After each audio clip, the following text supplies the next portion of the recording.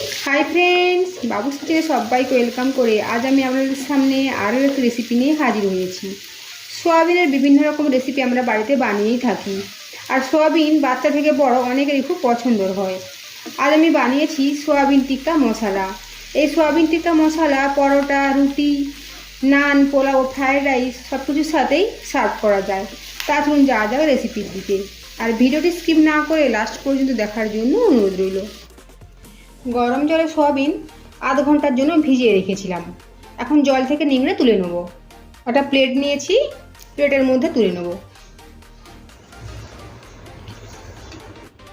নিংড়ে নিয়ে সোয়াবিনের মধ্যে দেবো পরিমাণ মতো লবণ, দেবো সব রকমের গুঁড়ো মশলা, হলুদের গুঁড়ো, লাল লঙ্কার গুঁড়ো, জিরের গুঁড়ো হাফ চামচ, আর ধনের গুঁড়ো হাফ চামচের একটু বেশি, আদা রসুন বাটা মিলে 1 চামচ, দেবো রোস্টেড বেসন, ছোট চামচে 2 চামচ মতো দিয়েছি, দেবো 1 বড় চামচ টক দই, আর দেবো ক্যাপসিকাম আর পেঁয়াজ।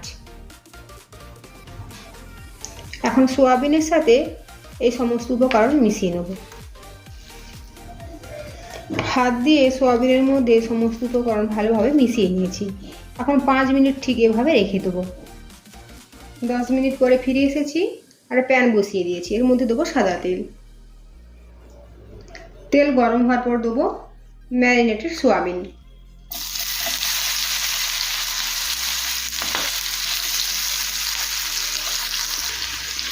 গ্যাসের ফ্লেম লো টু মিডিয়ামে রেখে 10 থেকে 12 মিনিটের জন্য এভাবে নেড়ে চেড়ে রান্না করে নেব।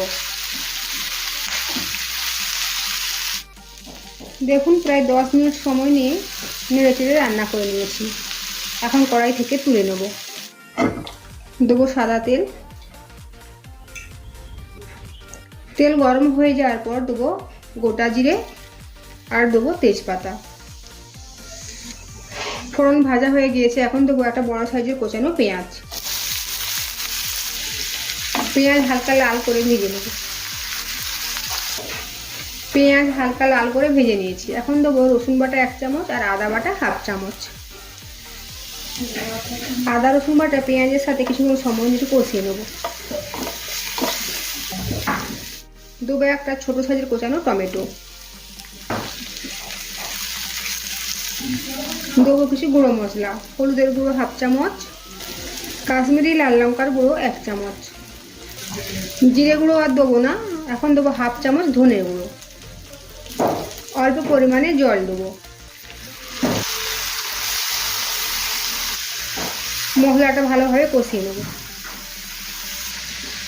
দেখুন, মশলা কষানো হয়েছে। মশলা থেকে তেল পুরোপুরিভাবে সেপারেট হয়ে গিয়েছে। এখন দেবো সোয়াবিন। মশলার সাথে সোয়াবিন দিয়ে দিয়েছি। এখন নেড়ে চেড়ে ভালোভাবে মিশিয়ে নেব। আর এই অবস্থায় গ্যাসের ফ্লেম একদম কমিয়ে রাখতে হবে।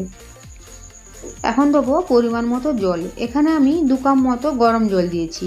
আর অবশ্যই চেষ্টা করবেন গরম জল দেওয়ার জন্য, তাতে কিন্তু রান্নার টেস্ট আরও ভালো হবে। আর দেবো পরিমাণ মতো লবণ। সোয়াবিন ম্যারিনেট করার সময় লবণ দেওয়া ছিল, সেটা মাথায় রেখে লবণটা দিতে হবে। এখন গ্যাসের ফ্লেম মিডিয়াম টু হাই রেখে 3 থেকে 4 মিনিটের জন্য ঢাকা চাপা দিয়ে রান্না করে নেব। দেখুন, 3 মিনিট পর ঢাকা সরিয়ে নিয়েছি। আর গ্রেভি একদম ঠিকঠাক। এর থেকে বেশি আর ঘন করব না। এর থেকে বেশি ঘন করলে ঠান্ডা হওয়ার পর একেবারে শুকনো শুকনো হয়ে যাবে। তাই গ্যাসের ফ্লেম অফ করে দেবো। ওপর থেকে দেবো 3টে কাঁচা লঙ্কা, কোচানো ধনে পাতা। সব কিছু একবার নেড়ে চেড়ে নেব। ঢাকা চাপা দিয়ে 5 মিনিটের জন্য রাখবো, তারপরে পরিবেশন করব। তৈরি হয়ে গিয়েছে সয়া টিক্কা মশলা। আপনারা আপনাদের পছন্দ মতো ডিশের সাথে পরিবেশন করতে পারেন। আর আজকের আমার এই রেসিপি যদি ভালো লেগে থাকে তো অবশ্যই সাবস্ক্রাইব করার জন্য অনুরোধ রইল। আর আমার বাবুস কিচেন ফেসবুক পেজটি ফলো করার জন্য অনুরোধ রইল।